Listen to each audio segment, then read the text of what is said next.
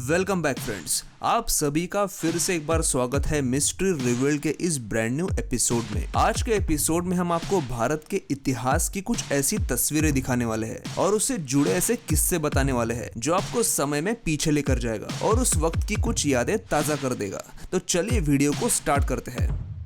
ये है भारत में खींची गई पहली स्टीरियोस्कोपिक यानी 3D तस्वीर। ये तस्वीर 1903 में जेम्स रिकाल्टन नाम के फोटोग्राफर ने हिमाचल प्रदेश के एक नदी किनारे खींची थी।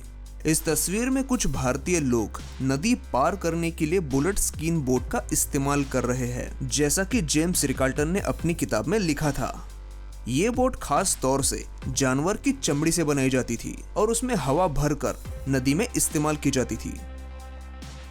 आजकल कंप्यूटर हर किसी की जरूरत है। लगभग हर घर में आपको कंप्यूटर दिखाई ही देगा, लेकिन क्या आपको ये पता है कि भारत में पहला कंप्यूटर कब आया था? 1952 में कोलकाता के इंडियन स्टैटिस्टिकल इंस्टीट्यूट ने भारत का पहला कंप्यूटर बनाया था। ये एक एनालॉग कंप्यूटर था जो बेसिक कैलकुलेटिव वर्क किया करता था। उस साल भारत एशिया का वो दूसरा देश था जिसने कंप्यूटर बना लिया था। इसके बाद 1966 में एक ट्रांजिस्टर कंप्यूटर बनाया गया, लेकिन उसमें भी कुछ ज्यादा फंक्शन नहीं थे, इसीलिए उसका इस्तेमाल भी व्यावसायिक तौर पर नहीं हो पाया था। लेकिन उसके बाद 90 के दशक में भारत ने पहला सुपर कंप्यूटर बनाया जिसका नाम था परम 8000, जो काफी कमर्शियल सेगमेंट में इस्तेमाल भी किया गया था। 1925 में काकोरी के पास ट्रेन डकैती को अंजाम देने के बाद अंग्रेजों को चंद्रशेखर आजाद की तलाश थी। आखिर 27 फरवरी 1931 को इलाहाबाद के अल्फ्रेड पार्क में हुई मुठभेड़ में चंद्रशेखर आजाद वीर गति को प्राप्त हुए, लेकिन किसी अंग्रेज की गोली से नहीं, बल्कि उस आखिरी गोली से जो उन्होंने अपने लिए बचाई थी। और यही वो बंदूक है जिससे उन्होंने वो आखिरी गोली इस्तेमाल की थी और अपने आखिरी दम तक अंग्रेजों के हाथ नहीं लगे थे।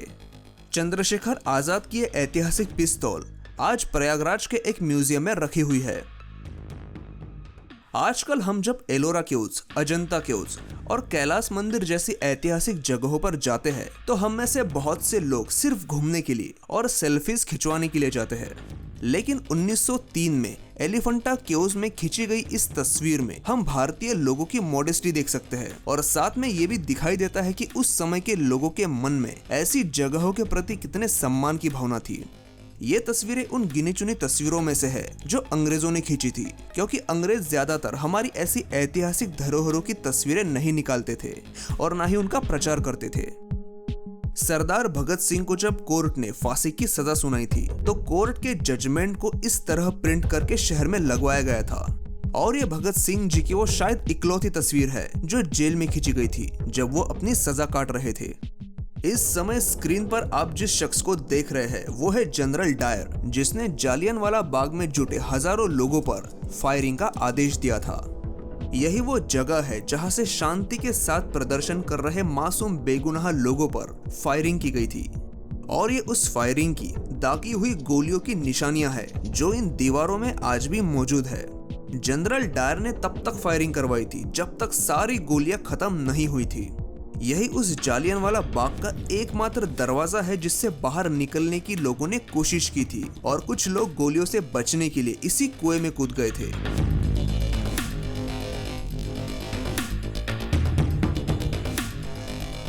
ये 1880 में खींची गई बनारस घाट की तस्वीर है और इस तस्वीर में ये मंदिर है रत्नेश्वर महादेव मंदिर।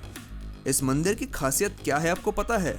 ये मंदिर पीसा की झुकी हुई मीनार से भी ज्यादा एंगल में झुका है। पीसा का टॉवर 4 डिग्री से झुका है तो बनारस घाट का ये मंदिर 9 डिग्री से झुका है और इस मंदिर की ऊंचाई भी पीसा की मीनार से ज्यादा है।